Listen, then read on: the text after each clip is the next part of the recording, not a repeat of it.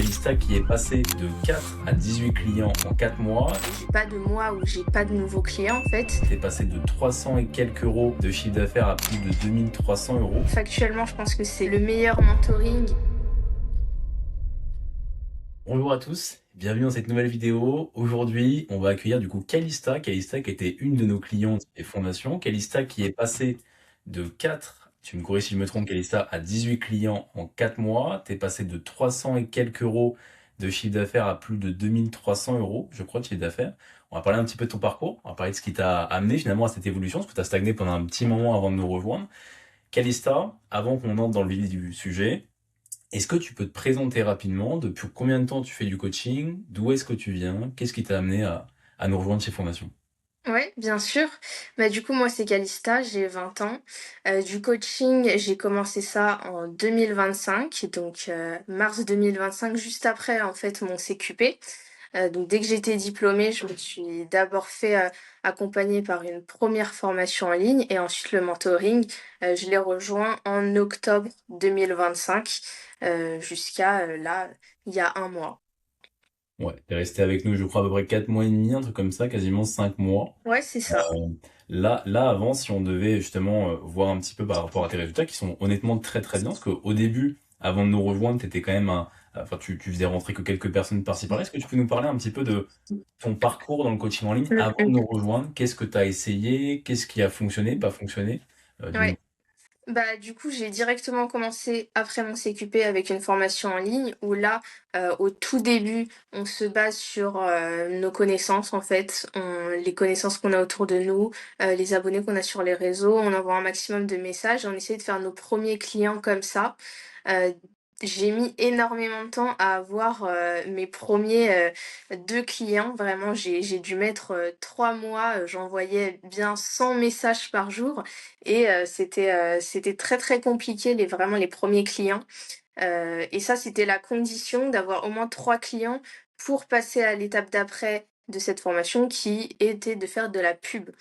Et du coup, j'étais très contente quand j'ai eu ces 3 clients puisque je me suis dit que j'allais commencer la pub et que là, ça allait beaucoup plus marcher. Et au final, du coup, j'ai commencé la pub donc on est sur un budget quand même de 600 € par mois de pub. Et du coup, ça a au final pas si bien marché que ça pour moi la pub parce que, après, plusieurs mois, j'étais clairement pas rentable. J'avais 4 clients actifs au final, ce qui fait que, juste avant de rejoindre le mentoring, au final, on était en octobre, j'avais commencé en mars, j'avais 4 clients. Donc c'était très compliqué, je rentabilisais, pas la pub, je la remboursais juste en fait. Et du coup, j'étais un peu coincée dans ce schéma-là où, je faisais de la pub, j'essayais de trouver des publicités gagnantes, je les renouvelais sans arrêt parce qu'il y avait rien qui prenait et que je voyais les 20 € quotidiens partir.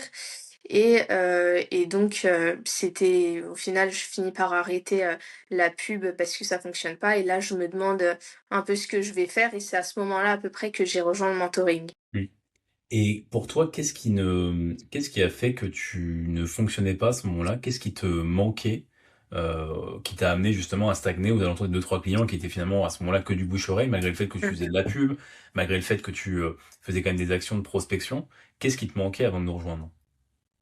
Clairement, c'est que on m'a donné cette stratégie-là et en fait, quand j'exposais que ça fonctionnait pas, on me disait de changer de créative, donc changer de publicité, de tenter une autre, donc ce que je faisais sans arrêt, mais en fait, je voyais bien que ça suffisait pas, donc c'était à peu près tout le plan que j'avais, c'était que je continue jusqu'à ce que je trouve une pub gagnante et donc je voyais bien que ça fonctionnait pas, malgré, tous les efforts et la bonne volonté et donc, je manquais d'une solution qui soit vraiment adaptée et qui me débloque ma situation plutôt que d'insister sur quelque chose qui vraiment ne fonctionnait pas.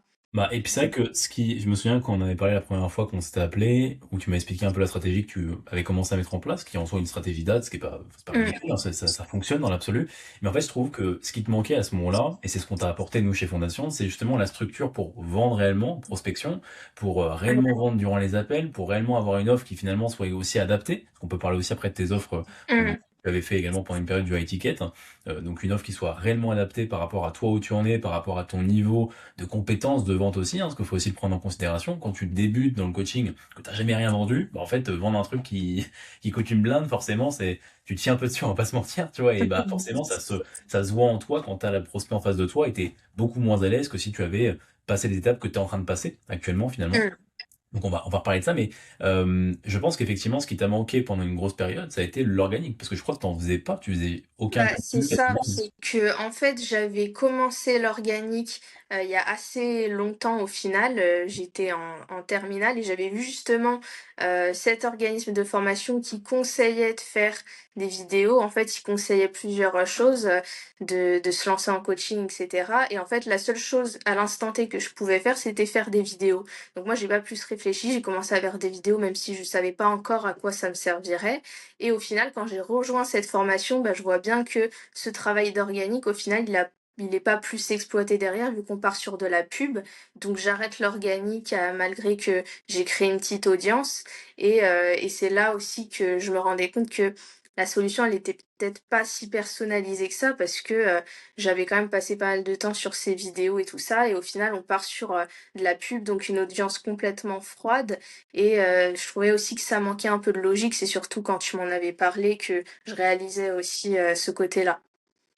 Ouais, je pense effectivement que ce qui te manquait, c'était vraiment le côté organique, le côté prospection. Et justement, là, si on se focus un peu sur qu'on a pu mettre en place durant les 4 mois, concrètement, qu'est-ce que tu as mis en place pendant l'accompagnement pour passer de finalement je stagne pendant des mois à trois quatre clients, c'était un peu ce qui t'est passé, quoi, Mmh. à je passe à maintenant 5 personnes par mois quasiment qui rentrent, entre 5 7 des fois de temps en temps. Tu montes à 18 clients en quelques mois, à 2 400 € de chiffre d'affaires, alors quand on faisait à peine 300. Qu'est-ce que tu as changé d'important qui t'a permis d'avoir ces résultats? Bah, en fait, déjà, moi, faut savoir que je suis juste une très bonne élève qui applique, bêtement ce qu'on me dit. Donc moi, j'ai pas cherché plus loin que faire ce que vous m'avez demandé. Donc très concrètement, c'est faire des stories quotidiennement, ce que je faisais pas du tout avant. Faire de la prospection, donc j'ai 2 blocs, de prospection par jour, là où pareil, je faisais pas du tout de prospection avant. Hem, les posts aussi, donc réels, posts de avant-après, retour client.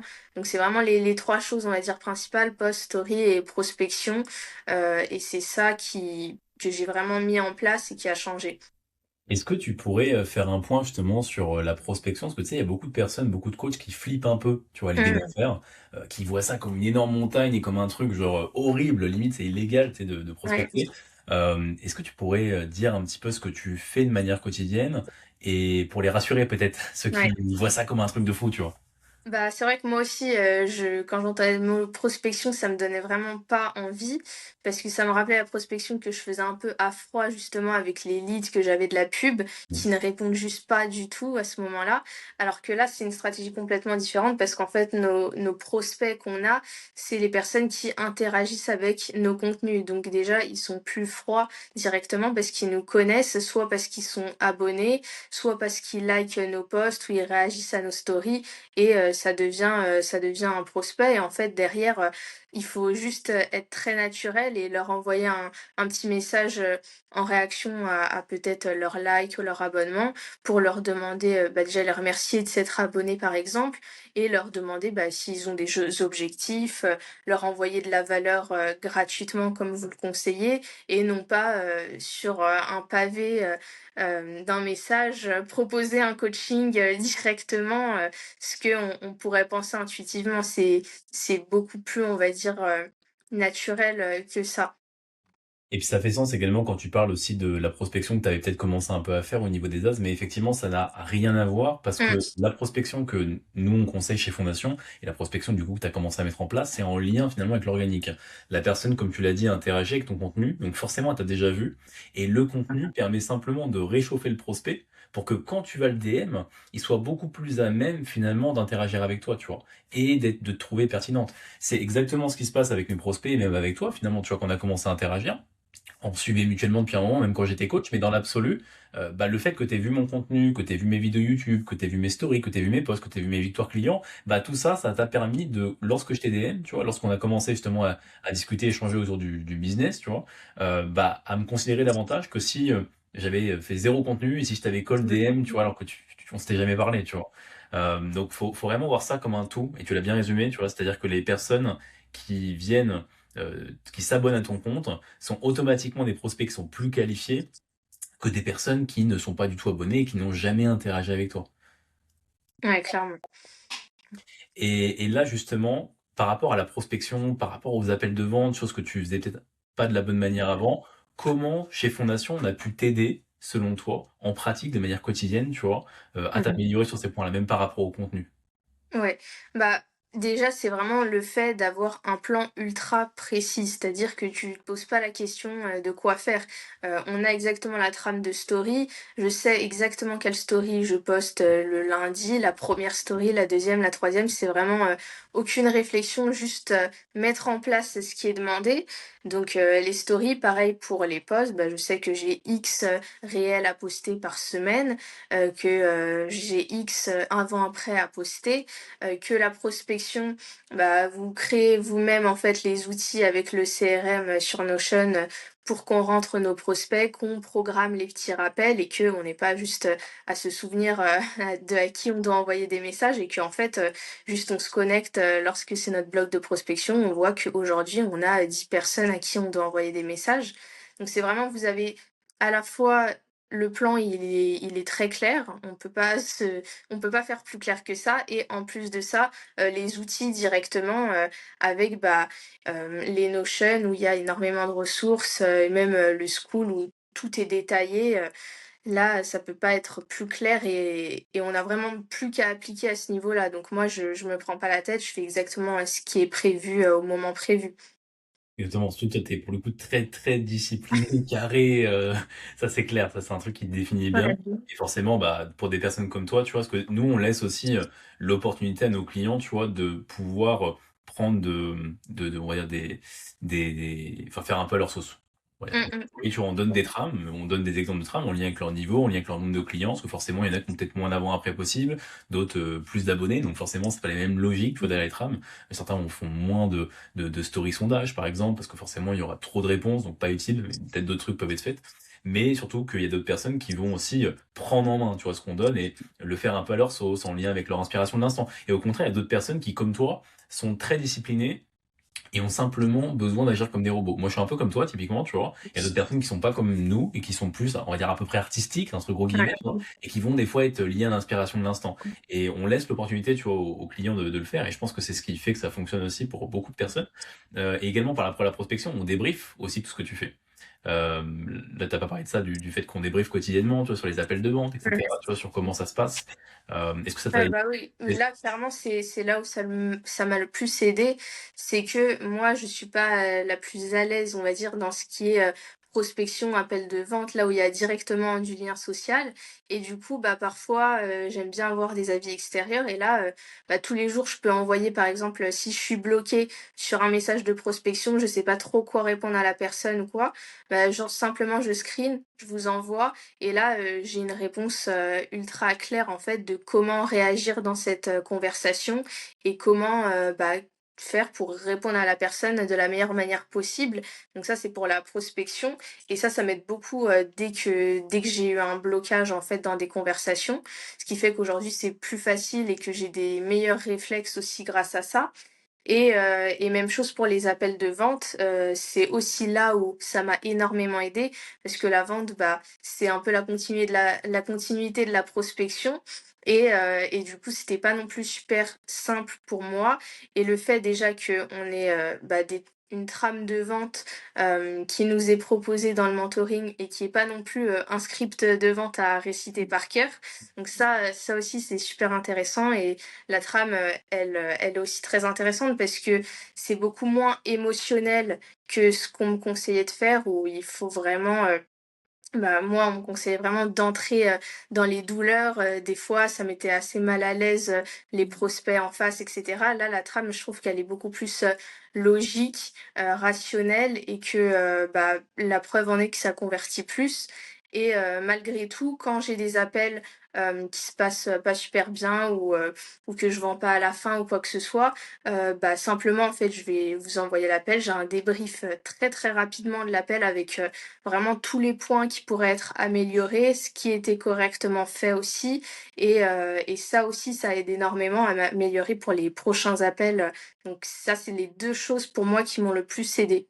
Et c'est marrant ce que tu dis parce que c'est vrai que du coup, ça fait sens aussi avec un une, un point que je mets souvent en avant pour les coachs, c'est-à-dire que quand vous faites des programmes d'entraînement, tu vois, auprès de vos clients, bah, en fait, vous regardez comment vos clients s'entraînent. Enfin, tu vois, vous leur donnez Mmh. des entraînements. Bah, nous, c'est pareil. On fait un programme finalement qui est finalement la prospection. Tu vois, on explique comment prospecter, on explique comment vendre, on explique comment faire ses stories. Mais derrière, bah, on demande des débriefs régulièrement, tu vois. En tout cas, on demande les trames envoyées, on demande les vidéos envoyées, les screens envoyés, comme tu l'as dit par rapport à la prospection, pour qu'on s'assure réellement que, comme ça a été le cas avec toi, que te mettes à bien le faire. Parce que c'est vrai que si du coup, tu appliques mais sans bien faire Ouais. au début, ce qui était le cas, hein, ce qui est le cas pour tout le monde en réalité, parce que même si on explique de A à Z comment faire, entre comprendre et entre l'appliquer, il y a souvent un énorme écart, et c'est là où on intervient, tu vois. Et c'est là où, bah, du coup, toi, tu l'as vécu, où ça te permet justement de creuser l'écart et d'amener bah, beaucoup plus finalement de résultats et tranquillement d'avoir un business qui tourne. Et là, justement, tu as un business qui tourne, tu as plus de 2 000 € de chiffre d'affaires, ça fait plusieurs mois là que tu fais à plus de 2 000 alors que tu étais bloqué à 300 € Mmh. en début d'accompagnement. Qu'est-ce qui est possible et envisageable pour toi, en tant que coach qui maintenant vit de son coaching, qui ne l'était pas il y a quelques mois avant de nous rejoindre? Bah, ce qui est possible, c'est que déjà, j'arrête de désespérer, comme je le faisais les mois précédents. C'est-à-dire que, je sais que ça se passe bien. Je sais que j'ai des clients qui viennent régulièrement. J'ai pas de mois où j'ai pas de nouveaux clients, en fait, parce que je fais les bonnes actions. Donc je me pose plus trop la question, là où la pub était très aléatoire et que j'étais beaucoup plus dans l'incertitude. Là, je sais que tous les mois, j'ai des nouveaux clients. Je sais aussi qu'ils restent parce que, aussi vous en parlez, de comment faire rester les clients, surtout, bah, en leur apportant des bons résultats, en partageant, les preuves sociales sur les réseaux sociaux et cetera. Hem, donc je suis beaucoup plus sereine, en fait, par rapport à tout ça parce que, je sais aussi que dans ma prospection, toutes les conversations que j'ai et bah, elles sont pas là pour rien, là où c'était pas forcément le cas avant. Je sais qu'en fait, il y a des prospects, je leur parle aujourd'hui, je sais d'avance en fait qu'ils vont finir par acheter un coaching, que ce soit, là, sur le court terme ou dans le moyen ou dans le long terme, parce que c'est déjà, arrivé. Des fois, ça prend plusieurs mois. Donc je sais qu'en fait, tout ce que je mets en place aujourd'hui, ça porte ses fruits et que c'est vraiment pas au hasard et qu'en fait, bah, tout le process, il fait sens, en fait. De fou, de fou. Mais c'est ça, c'est intéressant ce que tu dis aussi parce qu'il y a des clients qui vont acheter chez toi dans de nombreux mois. Il y a beaucoup Mmh de choses qui pensent qu'à l'instant T, parce qu'ils payent pas, ou parce qu'ils sont pas intéressés, ils seront jamais intéressés. Or, il y a aucune conversation, tant qu'elle est bien menée, tant qu'elle apporte de la valeur, qui est inutile dans l'absolu. Parce que plus tu apportes de la valeur en DM à la personne, plus tu montres que tu as envie d'aider, plus elle te voit comme quelqu'un qui va juste, enfin, qui est quelqu'un qui peut l'aider, tu vois. Et Ouais. forcément, la conséquence, c'est que dans quelques mois, bah, quand elle aura vraiment besoin d'aide, quand elle estimera être le bon moment, elle se dirigera vers toi, forcément. Mmh. Mmh. Et ça, justement, est-ce que si tu n'avais pas rejoint Fondation, où est-ce que tu penses que tu en serais à l'instant T, 4 mois après Bah, franchement, je pense qu'il y aurait pas grand-chose qui aurait bougé, hein, que je serais peut-être encore, en train de faire la pub ou peut-être que j'aurais abandonné la pub, que j'aurais essayé par moi-même, de lancer un peu plus l'organique, mais c'est absolument impossible que j'aurais deviné tout ce qu'il fallait mettre en place, en fait, suite à ça. J'aurais jamais, prospecté comme je le fais, ni fait les stories correctement, ni les posts correctement, donc je pense que ça aurait vraiment pas porté autant ses fruits et que, ouais, j'en serais, clairement à moins de 10 clients encore et que ce serait très lent et très décourageant. Ouais, j'imagine, j'imagine. Mmh. Et là, justement, si on se reprojette un petit peu sur octobre, est-ce que quand tu as commencé avec nous, ou avant de commencer avec nous, est-ce que tu avais des hésitations ou des peurs avant de t'engager chez Fondation? Ouais, bah, bien sûr, parce que forcément, je ressortais d'une autre, formation, donc tout de suite, on fait un peu la comparaison entre les 2 et comme la première avait pas tellement porté ses fruits, bah, forcément, je pouvais pas savoir à l'avance si ça allait fonctionner ou non. Par contre, ce que je savais, c'est que, si je restais, là où j'en étais, ça allait pas non plus, énormément bouger. Donc moi, je sais que j'ai pas les compétences naturellement pour mettre en place, bah, les bonnes choses, pour savoir comment faire grossir un business. En fait, je l'ai pas appris et donc je sais qu'il faut impérativement que je me fasse accompagner. Donc même si j'avais des doutes, j'avais des craintes que encore une fois ça marche pas aussi bien pour moi, que j'avais des craintes que peut-être ce serait encore, de l'argent, jeté en l'air, bah, au final, j'ai pris la décision quand même et clairement, bah, je regrette pas du tout parce que comme je l'ai dit, là, ça aurait été vraiment très, très différent si je m'étais entêtée encore toute seule. J'imagine. Et qu'est-ce qui t'a convaincu du coup de passer à l'action, en octobre? Bah, déjà, c'est que par message, tu m'avais déjà apporté beaucoup de valeur, avant. Je t'avais demandé quelques conseils, par rapport à ma niche, à des choses comme ça et tu m'avais donné, pas mal de conseils super pertinents et en fait, tu m'as fait réaliser que très clairement la pub c'était pas super pertinent pour moi. Tu m'as fait réaliser qu'il y avait vraiment quelque chose à faire avec mon compte, avec, le nombre d'abonnés, ce qu'on pouvait faire et aussi, bah, simplement en voyant les résultats clients, qu'il y a chez Fondation, bah, je me suis dit, que clairement, ça marchait. J'ai échangé avec certaines personnes aussi et il y avait pas de doute en fait, sur le fait que ça fonctionnait en fait si on met les choses en place et donc vu que je te connaissais déjà il y avait un moment, déjà, j'avais pas ce problème de confiance parce que on se suivait mutuellement depuis pas mal de temps et puis je voyais les résultats et je voulais les mêmes résultats donc au bout d'un moment, je me suis lancée. Ça, c'est ce qui prouve aussi que ma méthode fonctionne parce que finalement, la méthode que je mets en avant chez Fondation, c'est exactement la même qu'amènent tous mes clients chez Fondation. C'est-à-dire, je monte des preuves sociales, je publie tous les jours en story, j'apporte de la valeur en story, en post, sur YouTube et en DM, comme ça a été le cas avec toi. Et Mmh. forcément, bah, les gens font confiance, tu vois. Parce qu'en fait, c'est juste de la logique, tu vois. À partir du moment où tu apportes de la valeur tout le temps, où tu montres que ça marche, mais en fait, les gens, ils vont te trouver sympa, ils vont te trouver pertinent, et ils vont te trouver compétent, parce qu'ils vont voir factuellement qu'il y a des clients qui ont des résultats, tu vois. Et forcément, les gens vont venir. Et si tu fais ça, enfin, toi, tu le fais, mais du coup, si les coachs font ça aussi, pour le coaching, il n'y a aucune raison, avec des abonnés qui s'abonnent, avec du contenu qui attracte, qui attire les bonnes personnes, il n'y a aucune raison, finalement, que ça fonctionne pas aussi pour eux. C'est Mmh clair. mh. Qu'est-ce que tu dirais pour conclure là-dessus, notre interview qui dure quoi, depuis 20 minutes, qu'est-ce que tu dirais à un coach qui hésite encore à rejoindre Fondation? Franchement, je dirais qu'il faut se lancer, que très clairement et factuellement, je pense que c'est le meilleur mentoring, sur le marché. Enfin, très très clairement, il y a rien à redire, que ce soit les retours, quotidiens, que ce soit, le school, les vraiment absolument tout est fait pour que vous réussissiez. Hem Il y a aucune raison que si vous appliquez ce qu'on vous dit, que lorsque ça bloque, vous en parlez, aux personnes et cetera, ça ne fonctionne pas pour vous, en fait. Ce serait juste, illogique et inexplicable donc il faut absolument que vous lanciez. Ne cherchez pas, pour moi, d'autres, formations, mentoring, ça pourrait fonctionner et cetera, pourquoi pas, mais là, pour moi, vous avez vraiment une valeur sûre si vous voulez du résultat. Si Calista, pour être mon plaisir. Bah, avec plaisir. Bah, merci en tout cas pour ton temps, Calista. Je pense que ça fera une bonne vidéo qui va en plus donner pas mal Ouais. de tips aux personnes qui vont nous regarder, parce que forcément, les choses que tu dis, les choses qu'on a apportées ici, c'est des choses qui sont déjà aussi applicables, hein, même si Mmh mh. on montre aussi une preuve sociale, ça montre que tu as eu Ouais, des résultats et ça met en avant mon mentoring. Donc merci beaucoup pour ton temps et bah, merci avec plaisir. pour écouter, puis on se dit à très vite.